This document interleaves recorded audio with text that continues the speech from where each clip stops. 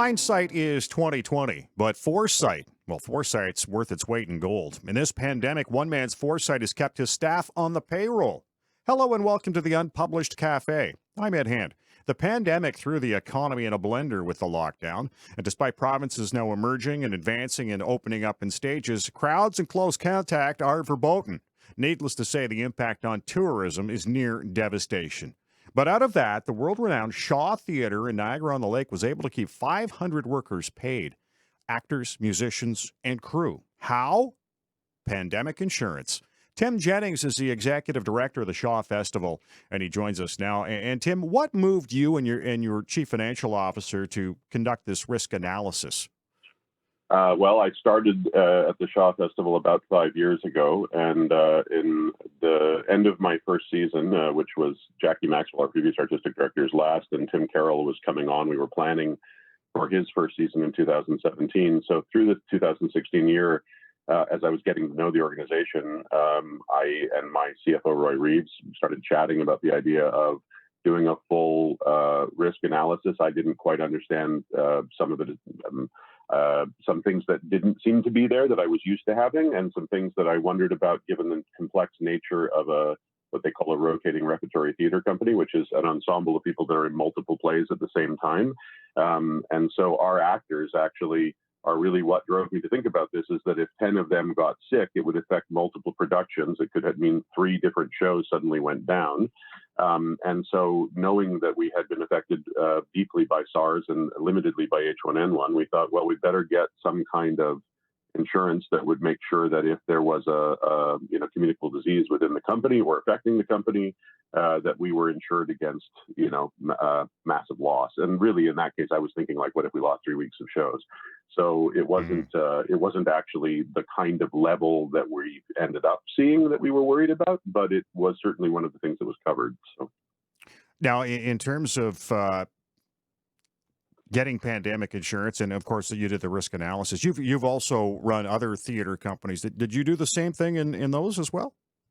I did a risk analysis in those other organizations, and we had a different kind of what they call performance interruption insurance, which is actually what the policy is something that is specific to the theater industry that insures us against lost performances of ticketed events.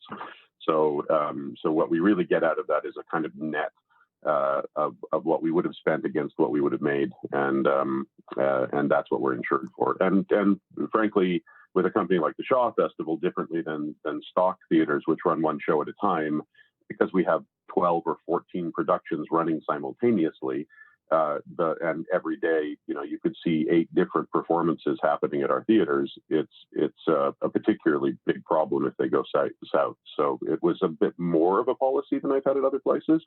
But frankly, there are lots of theater companies that had some version of pandemic interruption insurance for performance loss. They just would have covered them for 2 or 3 weeks, not for a year. So, was it difficult to find a policy that would cover?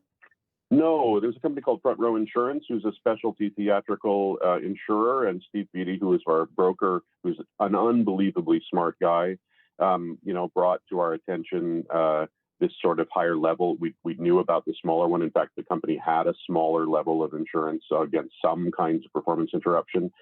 Not this, but I'm just a risk-averse guy by nature, so I try to make sure that as a charity we're taking care of people's investments in us, and so that was we decided for the amount of money we could put into it, it made sense to us to take that insurance risk, and it paid off. What was it? Exceptionally expensive?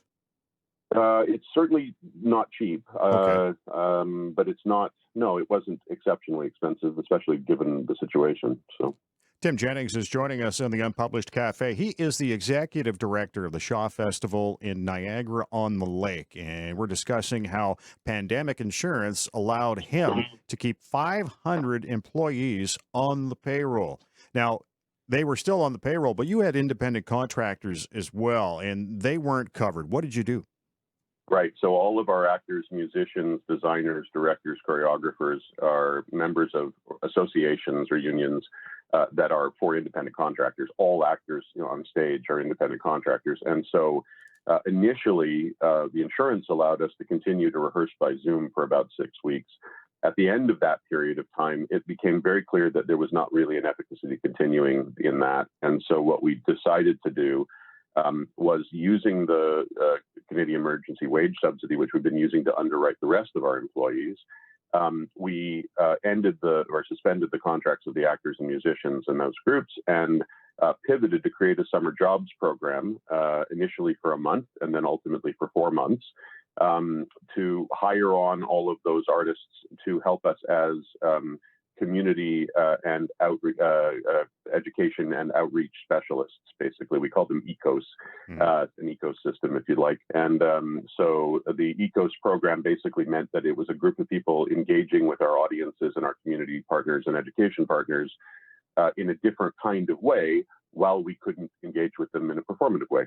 So it gave us a new way to continue to work with them, and has allowed us to continue to put out a significant amount of content for those partners, which is great.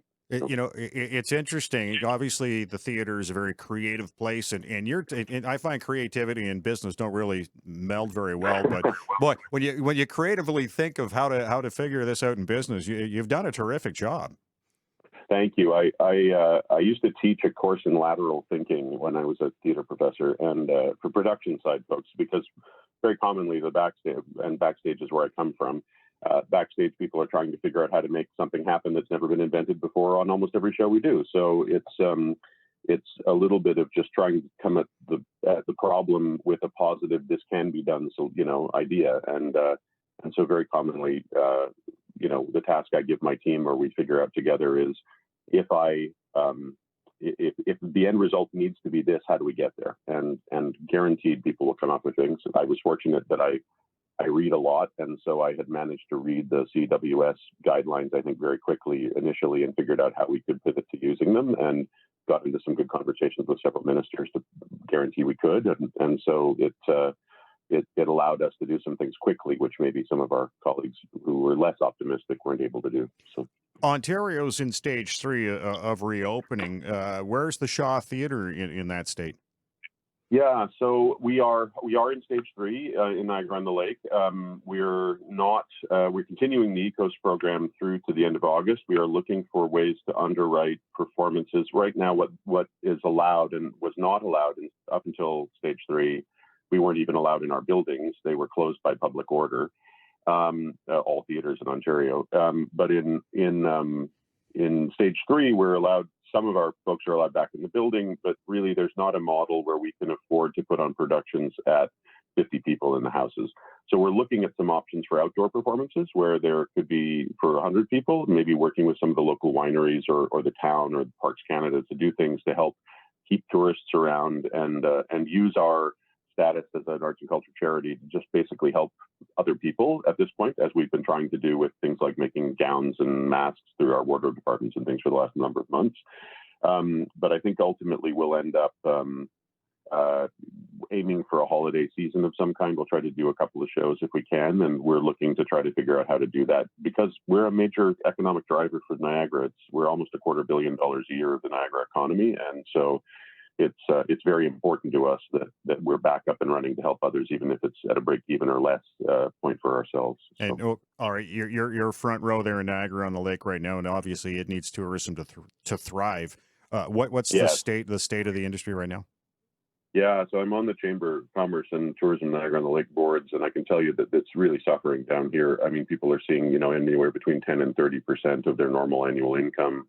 Main Street is particularly affected. Our whole culture in Niagara on the Lake is aimed at tourism, and in fact, as a town of 18,000 people that generates over 2.5 million people a year worth of tourists, it's really hard. Now that said, I will say lots of folks are coming down to Niagara because it's beautiful, and they drive in and picnic and go to some of the local shops or maybe hit a restaurant, but it's just not in the same quantum that we're used to, and so trying to get ourselves up and running. We drive a lot of the overnight tourism, and so that's very important to the region. And something a lot of people come down for a week and anchor their stay around, seeing 4 or 5 shows with us, and then doing a bunch of other activities. So our hope is to try to figure out ways to generate more of that overnight stay, and working with all of our partners to do that. So.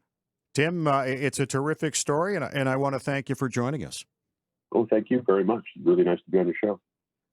Tim Jennings is the executive director of the Shaw Theatre in Niagara-on-the-Lake, and this has to be one of the more unique stories to come out of this pandemic. A bit of shrewd business thinking and a bit of luck means that more than 500 people who would have been out of work and not collecting a paycheck are right now. I want to thank Tim for sharing his story, and I want to thank you for listening to the Unpublished Cafe. Stay safe. I'm Ed Hand.